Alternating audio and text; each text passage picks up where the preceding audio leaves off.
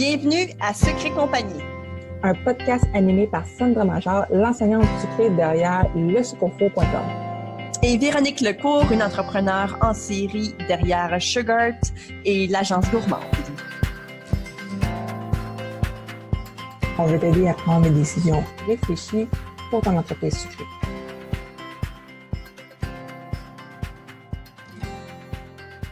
Alors, bonjour tout le monde et re-bienvenue au podcast Sucre et compagnie. Aujourd'hui, je suis seule, Sandra, je suis seule, Véronique n'est pas là, mais on a par contre une invitée très spéciale, donc Diane Hélène, qui est de la France. Oui, bonjour Sandra. Bonjour Diane, comment vas-tu? Très très bien, je te remercie. C'est génial. Je suis très contente, en fait, que tu sois ici parce que, veux pas, il y a quand même 6 heures de différence entre nous deux en ce moment. On a été capable de se trouver, de se faufiler un moment pour se jaser. Exactement, entre les enfants. Exactement. Et donc, merci énormément d'être ici. Aujourd'hui, avec Diane, on va parler d'un démarrage d'entreprise, mais en France, parce qu'il y a vraiment des grosses différences entre les deux. Et on a envie, en fait, d'en parler non seulement un peu pour se consoler ici au Québec, parce que vous comprendrez que c'est extrêmement difficile de démarrer une entreprise de cake design en France, mais aussi pour en connaître davantage sur vous, en fait, pour être en mesure peut-être de vous guider ou de vous aider, en fait, dans votre démarrage d'entreprise. Donc, tout d'abord, j'aimerais que tu te présentes, Diane. J'aimerais que tu nous parles un peu de toi. Comment tu as commencé à faire des gâteaux? Ça fait combien de temps? Et, commence par ça, en fait. Alors, moi, je suis Diane Hélène, j'ai 38 ans, j'habite en région parisienne en France et en fait, j'ai commencé le cake design tout simplement parce que je suis une fanat de tout ce qui est modelage en terre cuite et carton, enfin tous les travaux manuels. Et un jour, je me suis dit, il faut que je trouve une autre idée pour arrêter d'entreposer tout ça chez moi parce que j'avais plus de place. Et à l'anniversaire de la petite d'une amie, elle est arrivée avec un gâteau en pâte à sucre et je me suis dit, mais c'est ça en fait, c'est de la pâte à modeler sucrée. Tu prends ton plaisir à modeler et ça s'en va. Et ça, c'était une révélation, c'était il y a 2 ans. Et depuis, je parle cake design, je dors cake design, je rêve cake design, je fais tout cake design et c'est parti de là en fait. Mais c'est vraiment fantastique parce que le fait que ça fait seulement 2 ans que tu fais ça, j'ai vu tes réalisations évidemment. Vraiment bravo parce que tu as beaucoup de talent. Vraiment bravo. C'est gentil, merci beaucoup. Donc, maintenant, j'aimerais avoir des informations. En fait, moi, je vais te poser des questions concernant le démarrage d'une entreprise en France parce que j'y connais rien. J'ai vaguement entendu parler, entre autres un peu à cause de toi parce qu'on en a parlé, mais je ne connais pas vraiment la base, là, en fait, de tout ça. Donc, j'aimerais te poser des questions là-dessus. Donc, en fait, j'aimerais savoir quelles sont les étapes pour démarrer une entreprise de cake design à la maison en France?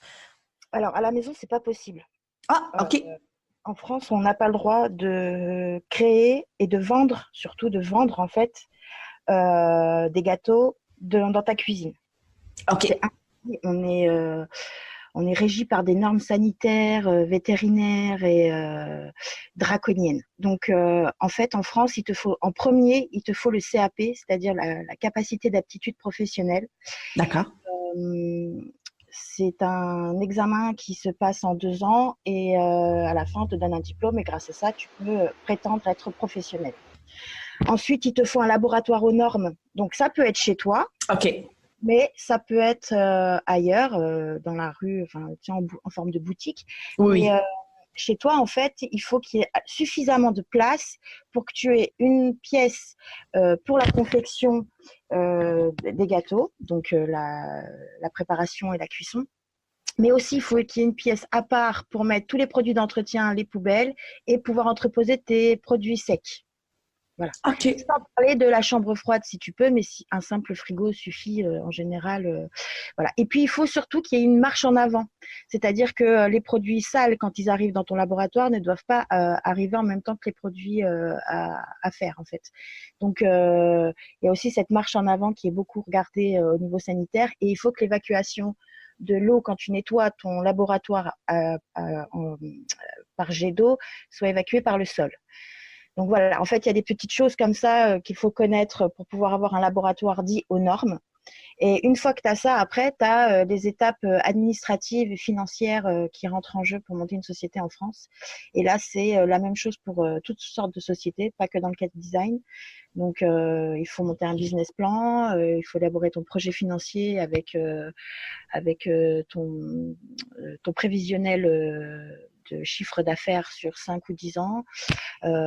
Ensuite, si tu as les sous, si tu as l'apport en France, déjà, pour pouvoir monter tout ça, tu n'as besoin de rien. Tu vas sur Internet, tu te mets en auto-entrepreneur comme statut juridique et c'est parti.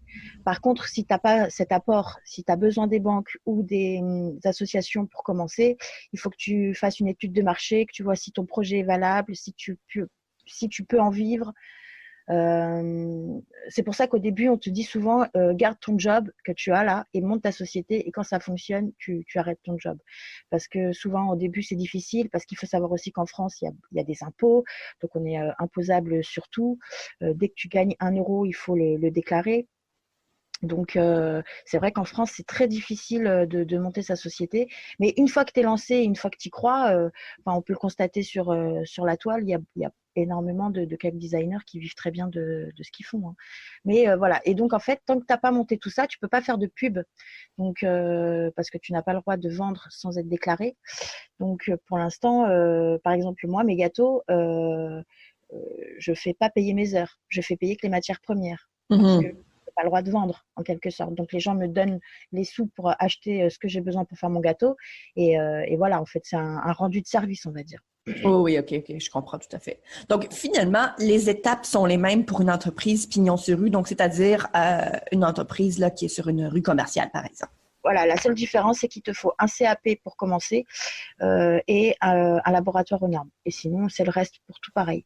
OK, d'accord. OK. Et pour le CAP, c'est un cours qui dure combien de temps? Tu avais dit 2 ans, c'est bien ça?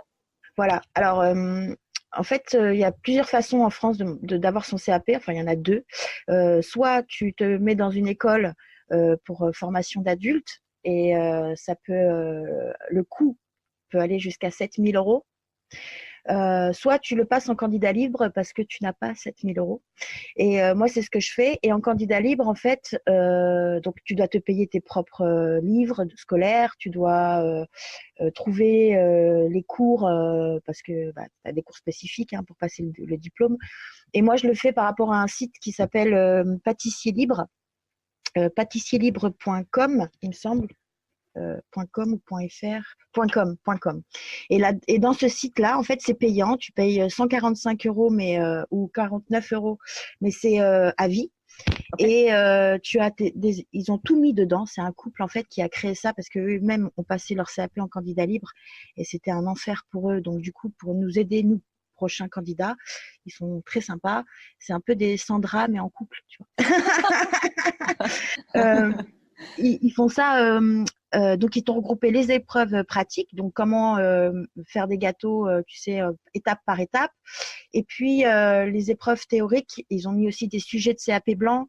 Ils ont mis le matériel dont on a besoin, la paperasserie dont on aura besoin de faire pour avoir le CAP. Ils te donnent aussi des conseils, des motivations. Et même là, il n'y a pas longtemps, je ne sais pas si au Canada, vous avez Métro. Tu sais, pour acheter en gros. On a des magasins un peu similaires, en fait, où les grosses entreprises vont acheter leurs trucs, par exemple, c'est ça?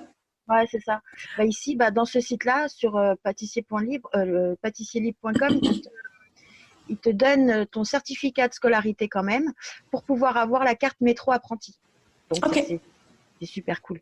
Donc moi, je conseille vraiment pour les gens qui passent leur CAP en candidat libre d'aller sur ce site-là parce que vraiment, c'est regroupé tout. Moi, je fais mes cours que par ça et c'est vraiment génial. Et ils ont 98% de réussite quand même.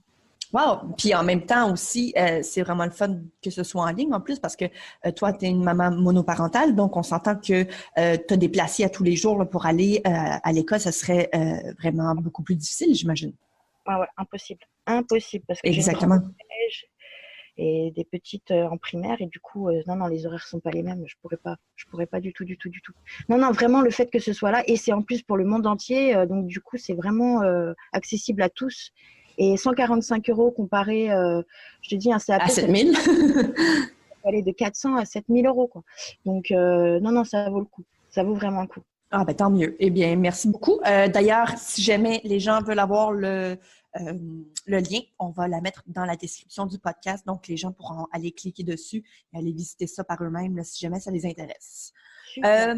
Maintenant, au niveau d'un coût d'un atelier, est-ce que tu as une approximation pour moi? Est-ce que vous avez... Parce que là, j'ai entendu des choses quand même assez plus intenses qu'ici au Québec. Ici au Québec, dans le fond, les gens peuvent littéralement faire ça de leur cuisine. S'ils ont des animaux, à ce moment-là, ils doivent absolument avoir une pièce fermée. S'ils ont une pièce fermée, par contre, ils peuvent quand même, la majorité du temps, utiliser leur four résidentiel et amener, dans le fond, leur pâte cuite dans leur atelier à partir de ce moment-là. Mais, par contre, à ce moment-là, ils ont tout de même besoin d'un lavabo dans cette dite pièce. Maintenant, on s'entend que c'est rien comparé à vous, là, parce que là, de ce que j'ai cru comprendre, il faut littéralement avoir un drain sur le plancher. Ça devient quand même assez intense. Ouais, ouais, c'est coûteux, c'est très, très coûteux. Bah, écoute, ça peut monter facile jusqu'à plus de 30 000 €. OK. Wow. Donc, ça fait presque 30 000 $ hein, au final. Donc, ouais, ouais, ouais, c'est très, très, très, très cher parce que nous, on doit acheter. Donc, déjà, il faut confectionner le laboratoire en lui-même, hein, c'est-à-dire les murs, il faut mettre du carrelage, il faut que tout soit en inox ou en plastique parce qu'il faut que tout puisse être nettoyé au jet d'eau. Il faut une pièce pour le lavabo, les toilettes, etc. Une pièce pour, je te dis, avec des étagères pour mettre les aliments secs. Il faut un four, ou voire plusieurs, suivant comment tu roules. Il faut tes robots de pétrissage. Il faut tes tours bah, pour, pour t'appuyer comme plan de travail. Et puis, il faut chaque ustensile. En fait, tu ne peux pas te servir de ta maryse à la maison et de la même dans ton labo. Il faut vraiment que ce soit différencié. Ta maison, c'est ta maison. Ton travail, c'est ton travail, en fait. Et si tu peux le faire chez toi, c'est une grande chance. Comme moi, j'ai une petite dépendance où je commence à tout doucement aménager mon labo. Mais sinon, tu es obligé de te louer un local pignon sur rue, quoi. OK, d'accord. Et maintenant, au niveau de la ville, est-ce que vous avez, par exemple, des inspections, aussi le gouvernement, comment ça fonctionne? Est-ce que vous avez besoin d'un permis, par exemple, pour faire ça, par exemple, à partir de la maison? Alors, en France, à partir du moment où tu as ton CAP et que tu as créé ta société, normalement, tu as un numéro comment dire, qui t'a enregistré auprès des impôts, auprès des différents ministères de France. OK. Donc, suite à ça, tu as beaucoup, mais alors beaucoup d'inspections. OK. Les inspecteurs de la DDP, c'est la Direction départementale et de la protection de la population. Mm-hmm. Tu as les inspecteurs de la répression des fraudes, pour voir si tu ne fraudes pas, que tu as bien tout dit aux impôts. Et tu as les inspecteurs des services vétérinaires et sanitaires. OK. Alors, si par exemple tu te fais contrôler par ces 3 personnes-là et que tu n'as pas créé ta société, que tu n'as pas ton CAP, que tu n'as pas tes trucs en règle, on va dire, ton laboratoire aux normes, etc., ça peut aller d'une simple amende. Donc, on va te dire, attention, Madame Sénac, si je reviens la semaine prochaine et que c'est toujours pareil, ça va pas le faire, jusqu'à la fermeture définitive de ce que tu as commencé. Et on peut te faire des saisies, on peut te faire des retraits de la marchandise, et puis tu peux avoir des amendes plus ou moins lourdes en fonction des cas. Donc, wow. OK. Parce qu'en fait, en France, ce qu'il faut savoir, c'est que non seulement ils protègent le consommateur, ce qui est normal, oui. Il y a aussi la protection du métier de pâtissier. C'est-à-dire qu'en France, ici, c'est pas qu'un métier, c'est un art. Et tous les grands pâtissiers en général du monde viennent de France parce qu'on a des grandes écoles, etc. Et ils veulent vraiment protéger ça et que pas n'importe qui puisse vendre des gâteaux, et aussi pour la concurrence justement de ces pâtisseries qui sont pris la tête à monter tout ça et qui veulent pas que maman Micheline puisse vendre des gâteaux que eux-mêmes font, quoi. Moi, je suis très très discrète pour l'instant sur ce que je fais. Oui, oui, oui, je comprends. Mais en fait, oui, quand on pense à la France, on pense à la pâtisserie, on pense aux éclairs au chocolat, on pense aux macarons, on pense à tout ça, là, évidemment. Et c'est une richesse, évidemment, C'est ça. de la France. Donc, c'est clair qu'ils veulent protéger ça et je comprends tout à fait. En fait, même nous aussi, si jamais on n'est pas en règle, on peut recevoir non seulement un avertissement ou sinon même des amendes, soit de la ville ou même de l'EMAPAC, donc c'est-à-dire le gouvernement. Donc, alors ça peut parfois être, c'est épeurant en fait. Donc, c'est une raison pourquoi on veut partager ces informations-là pour inviter les gens à se renseigner, à savoir comment eux pourraient faire, ou bien, je sais pas, juste pour aider finalement. Mais après, il faut savoir qu'en France, c'est très compliqué de savoir quand est-ce que tu as besoin de ton CAP ou quand est-ce que tu n'en as pas besoin, quand est-ce que tu as besoin, quoi qu'il arrive, d'un laboratoire aux normes, dans quoi que tu fasses, à partir du moment où tu touches au métier de bouche, il te faut un laboratoire aux normes. Mais le CAP, c'est réellement très compliqué de le savoir parce que, par exemple, pour faire des biscuits secs, tu n'as pas besoin. OK.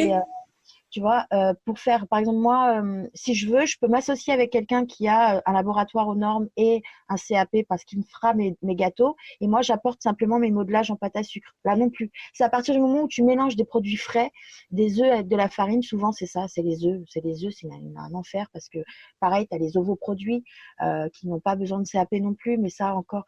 Mais bon, pour être vraiment crédible d'un point de vue cake designer en France, il faut minimum le CAP.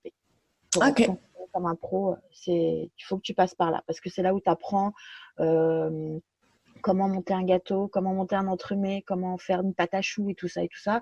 Et c'est vrai que tu as beaucoup plus de crédibilité. On t'écoute beaucoup plus à partir du moment où tu as ton CAP parce qu'on se dit que tu es passé quand même par une école, que tu as eu un diplôme et donc tu sais de quoi tu parles. Mais en fait, en général, si je me fie dans le fond à tout ce que tu viens de me dire, si tu arrives au bout, selon moi, tu mérites toute la crédibilité possible là, parce que selon moi, c'est tellement énorme comme travail que vous devez faire. Donc, je vous lève mon chapeau à tous les gens qui ont passé à travers ça. Bravo! Ah oui, merci. Mais des fois, je rêve de déménager. Hein. Ailleurs, je serais déjà en fonction. Ouais. Non, mais moi, j'ai comme objectif, là, j'ai 38 ans, j'ai comme objectif de passer mon CAP l'année prochaine. Et j'espère pouvoir commencer avec mon labo et tout en 2021 pour mes 40 ans.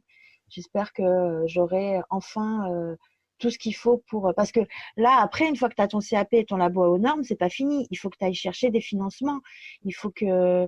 non, une fois que tu as ton CAP, parce que comme le laboratoire coûte très cher, il faut aller faire la course aux banques, aux associations, pour leur demander des subventions pour qu'ils puissent t'aider à financer ce laboratoire, justement.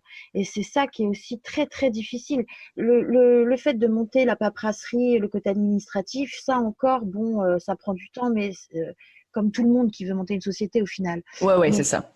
trouver les financements pour acheter ton four, tes tours, tes machins, ça, c'est ça qui est très difficile. Et en France, les banques sont assez frileuses hein, quand même. Ah, c'est Donc, clair. c'est ça en fait. C'est le CAP, Donc, c'est à ça. j'imagine qu'en faisant justement un peu comme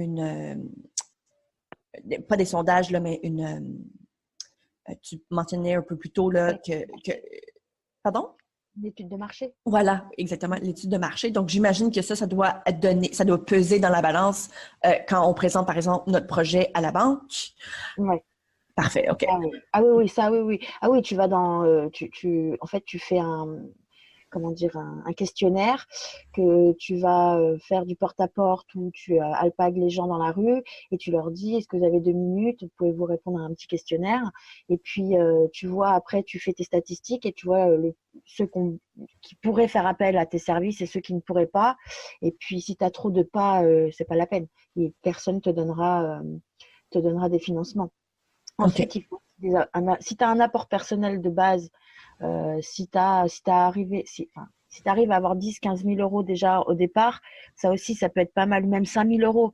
Là, ils se disent, bon, ok, tu as réussi à mettre des sous de côté pendant un temps, là, tu veux te lancer, on peut peut-être essayer de trouver des solutions, machin. Mais il y a aussi en France, ce qu'il faut savoir, c'est que moi, j'ai une chance quand même, c'est que je suis une femme et je vis en Essonne, c'est un département en France, et en tant que femme, maman célibataire, euh, dans mon département, j'ai beaucoup aussi d'associations qui aident, qui m'aident à trouver des financements. Oui, je comprends. Ils veulent valoriser la femme, chef d'entreprise, tout ça. Donc, ça aussi, ça c'est une aide pour moi aussi. Il faudrait que je me rapproche de ces associations-là pour pouvoir avoir des sous en finale pour monter mon labo, quoi. Et oui, absolument. à avoir un comportement face aux banquiers. Ils t'aident dans la réalisation justement de l'étude de marché et du dossier financier et administratif. Donc on n'est pas seul quand même. Hein. Si tu veux le monter seul, c'est bien. Hein, franchement, respect. Mais sinon, si tu ne te le sens pas, tu peux être aidé. Ah, c'est génial ça. Ouais. Ouais. En France, tu peux être pas mal bien aidé. Ah écoute, c'est vraiment tant mieux parce que les gens pourront en bénéficier et parce que c'est quand même des très gros montants d'argent. C'est pas tout le monde qui a nécessairement de l'argent mis de côté. Des fois, c'est pour des projets qui sont un peu plus grands que juste ça. Dans le fond, ça pourrait être pour un mariage, ça pourrait être pour l'achat d'une maison, je sais pas. Donc, voilà, tant mieux. Je dis 30 000 euros, Sandra, tu sais, des fois, ça peut être même plus. Hein. Ça dépend c'est ça. Ça dépend comment tu vois ton laboratoire. Hein. Moi, j'ai calculé au plus petit parce que j'ai une petite pièce et que pour l'instant, je vise haut, évidemment, mais je suis réaliste quand même.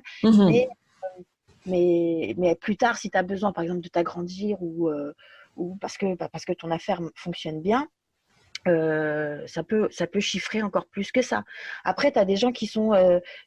c'est pour ça aussi que la plupart des cake designers que je vois sur la toile, sur Facebook, Instagram et tout ça, je me dis, mais comment ils font ? Ils sont dans une toute petite pièce. Mais en fait, c'est parce qu'ils ont arrêté de vendre et ils font que des cours. C'est que des ateliers. Ils ont arrêté la vente parce que c'est trop contraignant, quoi. C'est trop contraignant. Ben oui, je comprends. Et dans le fond, est-ce que, je ne sais pas si c'est même une question qui se répond, mais au niveau du pourcentage, parce que dans le fond, avec toutes les difficultés que vous avez en France, c'est quoi le pourcentage des gens qui en vendent et qui sont légales? Peut-être 20. 20%, tu penses? Ouais, même pas. Ah ouais, hein? Tant que ça. Ouais. C'est quand même assez intense parce que dans le fond, c'est ça que je me disais.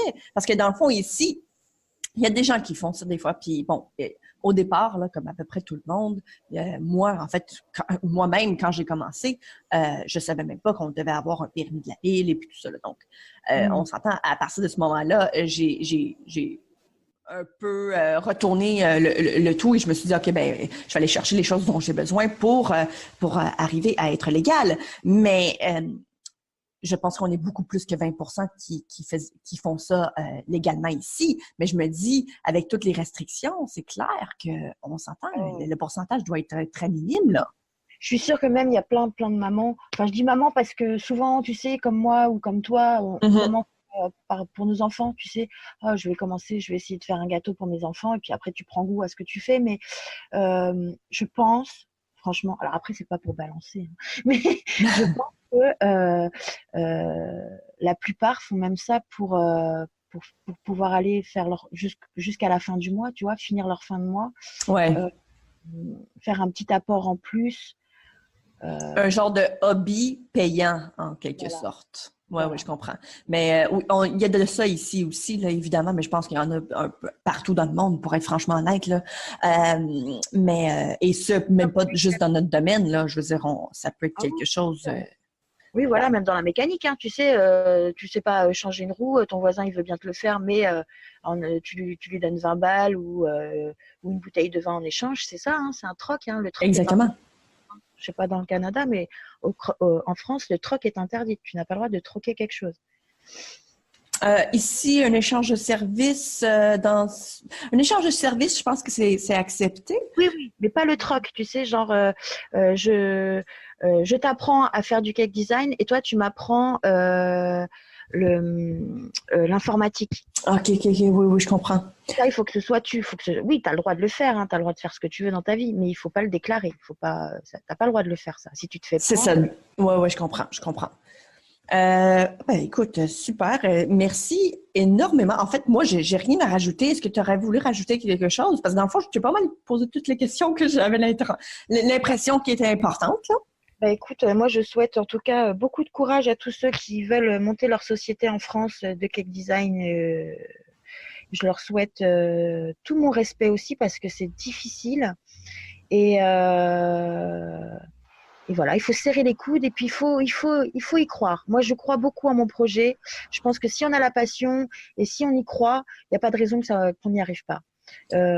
Après, bien sûr, voilà, il y a les aléas de la vie et tout ça, mais moi, je sais que j'ai arrêté toute ma vie juste pour ce projet-là et j'y crois beaucoup, beaucoup, beaucoup. Donc, il faut beaucoup y croire et s'accrocher et franchement, normalement.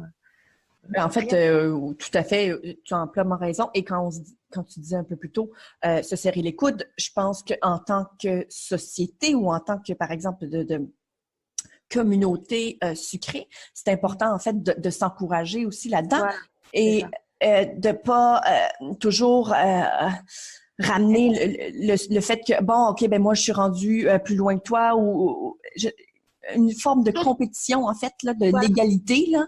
tout à fait. Je trouve ça un peu déplorable. Souvent, je le vois et je peux comprendre un peu, mais en même temps, tout le monde y arrive en son temps. Donc, je trouve ça des fois déplorable. Et c'est un peu aussi pourquoi on voulait parler de ce sujet-là. Évidemment, on a parlé de la situation au Québec avec d'autres entrevues, mais je trouvais ça important d'inclure des gens de la France parce que, non seulement parce que il y a quand même quelques personnes qui nous écoutent de là-bas, mais aussi parce que c'est difficile, mon Dieu! Oui. C'est vraiment difficile, j'en reviens vraiment pas. J'en reviens pas. Comment je pourrais t'expliquer ça? En fait, je comprends peut-être certains aspects de toutes les étapes que vous devez passer, évidemment. Comme le cap, par exemple, je respecte ça à 100% parce que, évidemment, comme tu disais, c'est une richesse et c'est important de le garder. Ça, je comprends. Mais en même temps, le fait que ce soit aussi restrictif pour les mamans ou bien pour les gens, en fait, à la maison de réaliser des entreprises de rêve, en fait. C'est un petit peu dommage et un peu plate, je trouve, pour vous. Maintenant, cela dit, si vous voulez le faire, go, on va vous encourager. Ce qui est difficile en France, c'est pas tant le service d'hygiène, moi je trouve, hein, personnellement. Okay. C'est surtout le côté financier, en fait. C'est de pas laisser la chance par exemple, moi, je suis maman célibataire avec 3 enfants. Je te dis la vérité, Sandra, je vais rarement jusqu'au 20 du mois. Donc, je n'ai pas, en fait, d'apport personnel, moi, pour mon projet. Et donc, je compte énormément sur les banques pour m'aider plus tard. Et en fait, je sais déjà que là, je vais avoir un gros problème parce que je vais pas être aussi crédible que ma voisine qui, elle, a déjà l'apport et qui, elle, alors elle a peut-être pas toutes les mêmes idées que moi, peut-être que son dossier sera pas aussi riche que le mien, mais à partir du moment où elle a plus de facilité financière, elle y arrivera plus facilement que moi. Et c'est ça, en fait, qui est difficile en France, c'est que t'as beau avoir toutes les qualités, tout ce que tu veux, si le financier n'est pas là, tu peux rien faire, en fait, parce que non seulement il faut avoir les sous pour te poser, pour avoir ton labo, pour avoir tes matières premières, etc. Mais après, il faut penser aussi qu'il faut faire suffisamment de chiffre d'affaires pour payer tes impôts. Ah ben oui, puis payer aussi la banque, hein? Après. C'est ça en fait qui est difficile, c'est de voir que à cause d'un côté juste de sous en fait de financement pour le gouvernement enfin bref, on va pas faire de politique, mais voilà, c'est ça qui est difficile en fait, c'est de pas pouvoir se projeter à long terme à cause de ce côté financier. Et s'il y en a plein qui lâchent parce que justement ils arrivent pas à aller aux banques, enfin si, ils y arrivent, mais les banques leur disent ils refusent. voilà, c'est gentil, mais c'est pas possible. Et puis à force de toquer à toutes les banques, au bout d'un moment, on désespère. On a des moments de doute, on a des moments où oui, on n'y arrivera jamais. Et heureusement aussi qu'on a des associations qui sont là pour nous aider et pour nous soutenir, surtout dans ces moments-là. Mais quand on a besoin de 30 000 euros minimum pour commencer, c'est très très difficile. C'est excessivement difficile. Ben oui, exactement, parce que dans le fond, c'est surtout les ateliers que vous devez vous construire, en fait, qui sont selon... Oui. Quand je regarde ça, par exemple, d'ici et au Québec, comme je l'expliquais un peu plus tôt, moi, j'ai tout simplement besoin d'un lavabo dans ma pièce. On s'entend que c'est pas 30 000 euros, là. C'est vraiment pas cher. En fait, mon père est plombier, donc il m'a fait l'installation. Alors, ça m'a coûté littéralement un souper. En fait, c'est un échange de services. Mais voilà, attention, à moi, quand je dis 30 000 euros, c'est que les matières premières, parce que... même pas l'installation, là. Non, parce que moi, j'ai mon papa qui est très fort dans tout ce qui est Manuel. Manuel, voilà, de la maison. Donc ça, je sais que mon père, il va me le faire. Moi aussi, depuis que je vis seule, je suis devenue une bûcheronne. Donc oui, écoute, j'ai ma drill, j'ai tous mes outils. Ben écoute, je vais chez Home Depot, là. Ici, c'est le magasin où ils vendent tout le matériel de construction. Et je passe dans les outils, puis je regarde ici à onglet, puis j'ai hâte qu'un jour, éventuellement, je m'en achète une. C'est ça, mais c'est ça. Ouais, donc du coup, c'est vrai que avec ton savoir-faire aussi, ça réduit quand même la note. Mais si tu dois rajouter des artisans parce que tu sais pas faire, parce que tout le monde n'a pas cette chance de savoir faire, voilà. La note peut encore plus doubler. Hein, attention. Hein. Ben oui, parce que c'est la main d'œuvre qui coûte extrêmement cher. C'est ça. Donc là, je te parle juste 30 000 euros, juste au niveau de l'équipement. Wow. C'est super cher. C'est super, super cher. Et je te dis, le parcours du combattant, c'est souvent le côté financier, quoi. Ben oui. C'est ça qui est difficile en France. Et après, bien sûr, les sanitaires, tu les redoutes si vraiment ton laboratoire il est crade ou que tu fais pas cette fameuse marche en avant ou que tes denrées elles sont périmées ou des choses comme ça. Tu peux t'en prendre qu'à toi-même parce que c'est toi qui n'auras pas justement fait en sorte que ton laboratoire soit propre. Mais c'est pas ça en fait, hein, le plus. Enfin, si ça peut être restrictif par rapport aux autres pays en disant oh là là, mais nous on n'est pas autant surveillés. Voilà. Mais pour nous en France, vu qu'on baigne là-dedans depuis qu'on est né, hein, donc c'est pas ça en fait qui nous choque le plus. Nous, voilà. Parle au nom de nous, mais ça se trouve tout le monde ne sera pas d'accord avec moi. Hein, mais je pense que le côté le plus difficile en France, c'est vraiment le côté financier.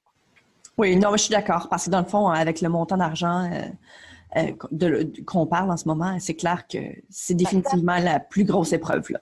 Ouais.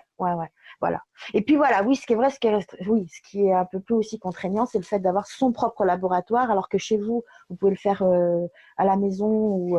Ben oui, Véronique, par exemple, le fait de sa propre cuisine, elle a vraiment elle a évidemment acheté un peu d'équipement, là, on s'entend là, mais c'est très peu. Alors qu'un être humain, c'est un être humain, qu'il soit québécois ou qu'il soit français, un être humain, c'est un être humain. Donc quand tu fabriques tes biscuits chez toi ou que tu le fabriques dans un laboratoire, si tu le fais dans l'hygiène la plus totale, je veux dire, où est la différence, tu vois? Voilà, exactement. Ouais. Absolument. En tout cas, merci énormément, Diane Hélène. Je suis ravie d'avoir eu cette discussion-là avec toi. Parfait. Ça m'a fait très plaisir également. Merci infiniment, parce qu'entre autres, parce que c'est un sujet que je ne connaissais pas du tout.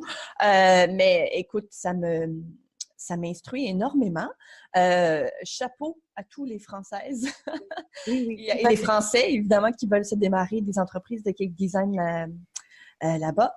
Vraiment, un gros chapeau. Si jamais vous avez besoin des informations supplémentaires qu'on a parlé lors du podcast, donc tous les liens seront mis dans la description. Alors, vous allez pouvoir aller voir ça. Maintenant, Diane Hélène, j'aimerais savoir où est-ce qu'on peut te suivre sur les réseaux sociaux?